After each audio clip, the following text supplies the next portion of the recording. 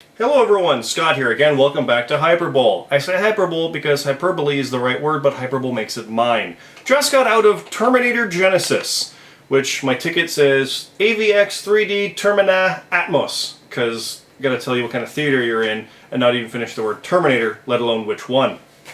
It's July 1st, Canada Day!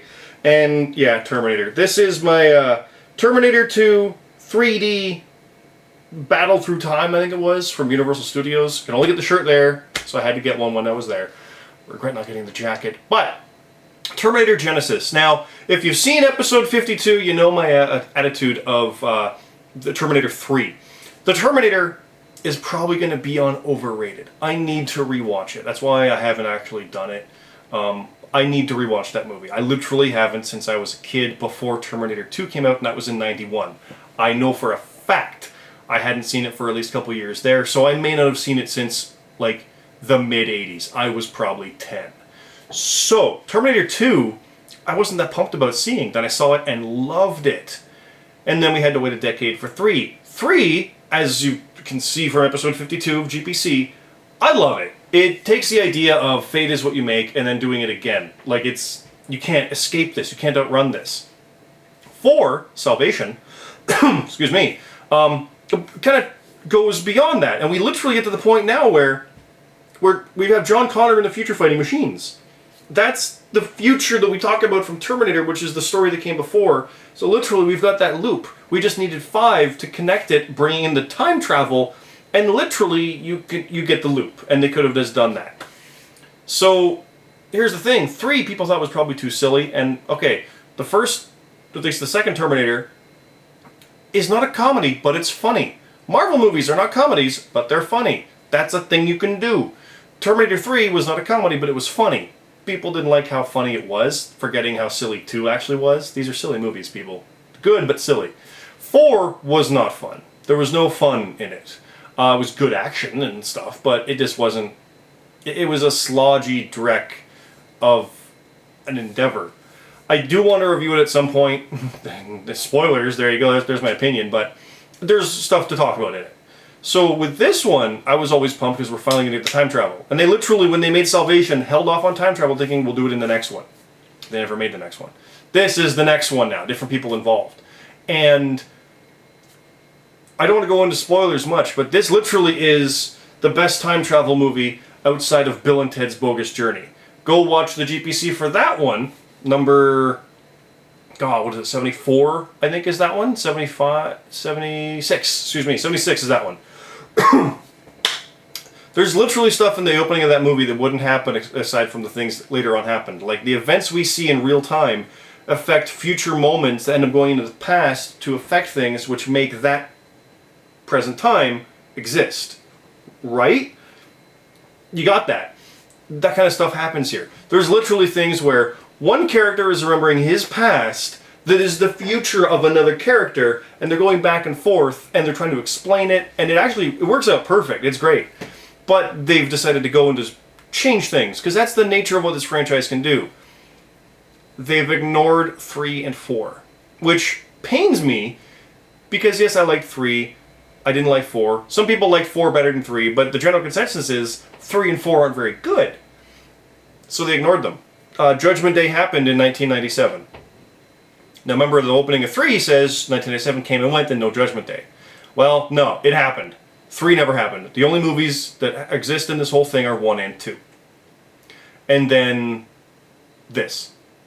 So the series didn't happen, and then 2, 3, and 4 didn't happen. Which pains me, because when you're literally rewriting history, which is the whole point of this movie, you could have included them. You could have literally erased them from it. But they actually wanted to have an element of things, because they have a character born in 2004.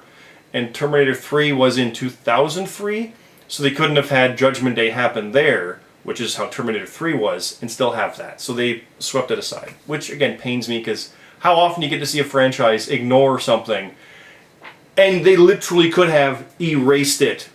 Literally. I'm saying it over and over, but they could have done that. So yeah. What this movie gives you, though, are some silly things, like, it's been talked about, but the Terminator, we've seen it. Sarah Connor's raised by a Terminator. Which we get a cool moment in that era as well, by the way. But she calls him Pops, which is just stupid. And it never grows on you. Doesn't happen much, but okay. That's the eye roll I get. My whole thing about Terminators, like she's trying to teach this one to blend in. These are infiltration units, and she's literally going as a 9-year-old kid, 10 years later now, after literally being raised by a machine, trying to make that machine blend in.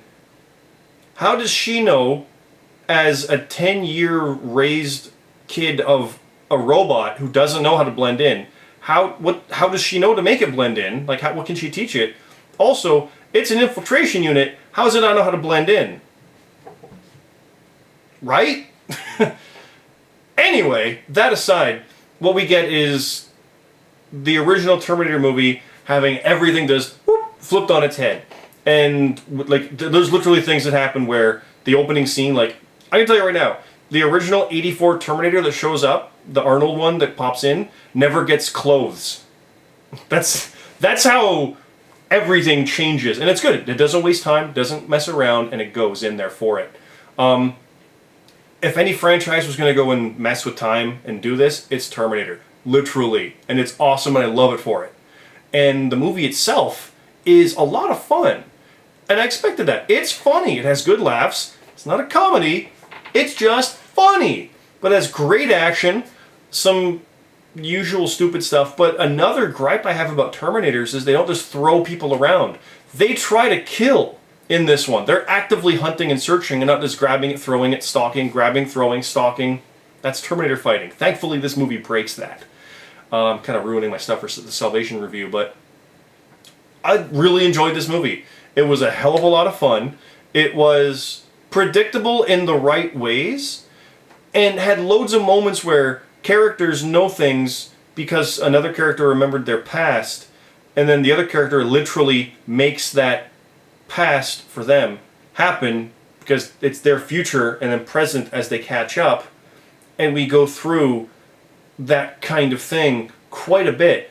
And it's not hard to wrap your head around, but the characters even talk about that, and it's great. It really is. And goddamn it, Jai Courtney, you have grown on me. You're washing away that Die Hard stank. Thank you for that. So, absolutely recommend it. I'm a Terminator fan. I'm one who liked 3 and still like this. So there you go. Absolutely go see it. The 3D is good, too. It's actually a lot of fun 3D. Not necessary, but it is good. There is a mid-credit sequence, which leads to sequels. That's what they do. No spoilers there, but there is a credit bit. But not the very end, as far as I know. So I didn't actually stay around for that. But there you go. Terminator Genysis. Absolutely go see it. You probably noticed there's no Ted 2 Hyperbole. I never wanted to see it, and I'm probably not gonna.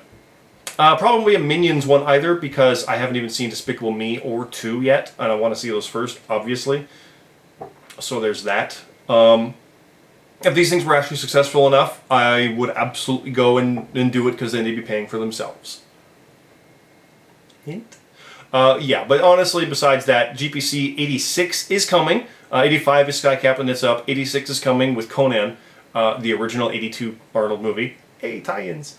And just keep watching Reckless Eating. I've got another Let's Play tomorrow that I'm going to be doing with Matt and the guys. And yeah, keep watching, keep supporting. Thank you for everything so far, and see you at the movies. We'll see you next time.